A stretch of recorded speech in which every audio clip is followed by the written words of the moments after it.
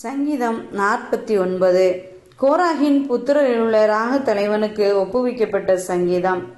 ஜனங்களே, நீங்கள் எல்லாரும் இதை கேளுங்கள். பூமியின் குடிகளே, சிறியோரும் பெரியோரும் ஐஸ்வர்யவான்களும் எளியவர்களும் ஆகிய நீங்கள் எல்லாரும் ஏகமாய் செவி கொடுங்கள். என் வாய் ஞானத்தை பேசும், என் இருதயம் உணர்வை தியானிக்கும்.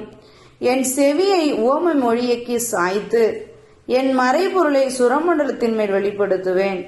என்னை தொடர்கிறவர்களுடைய அக்கிரமம் என்னை சூழ்ந்து கொள்ளும் தீங்கு நாட்களில் நான் பயப்பட வேண்டியது என்ன?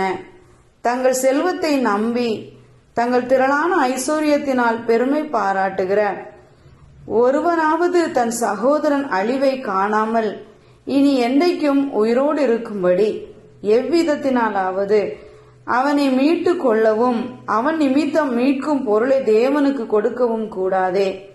அவர்கள் ஆத்தும மீட்பு மிகவும் அருமையாயிருக்கிறது, அது ஒருபோதும் முடியாது.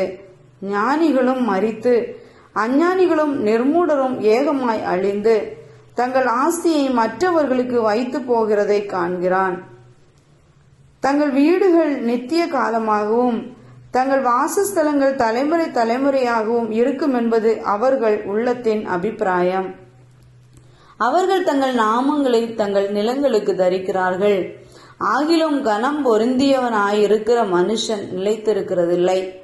அழிந்து போகும் மிருகங்களுக்கு ஒப்பாயிருக்கிறான்.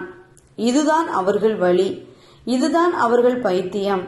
ஆகிலும் அவர்கள் சந்ததியார் அவர்கள் சொல்லை மெச்சிக் கொள்ளுகிறார்கள். ஆட்டு மந்தையைப் போல பாதாளத்திலே கிடத்தப்படுகிறார்கள். மரணம் அவர்களை மேய்ந்து போடும். செம்மையானவர்கள் அதிகாலையில் அவர்களை ஆண்டு கொள்வார்கள். அவர்கள் தங்கள் வாசஸ்தலத்தில் நிலைத்திருக்க கூடாதபடி அவர்களுடைய ரூபத்தை பாதாளம் அளிக்கும். ஆனாலும் தேவன் என் ஆத்துமாவை பாதாளத்தின் வல்லமைக்கு தப்புவித்து மீட்பார். அவர் என்னை ஏற்றுக்கொள்ளுவார். ஒருவன் ஐஸ்வர்யவானாகி அவன் வீட்டின் மகிமை பெருகும் போது நீ பயப்படாதே.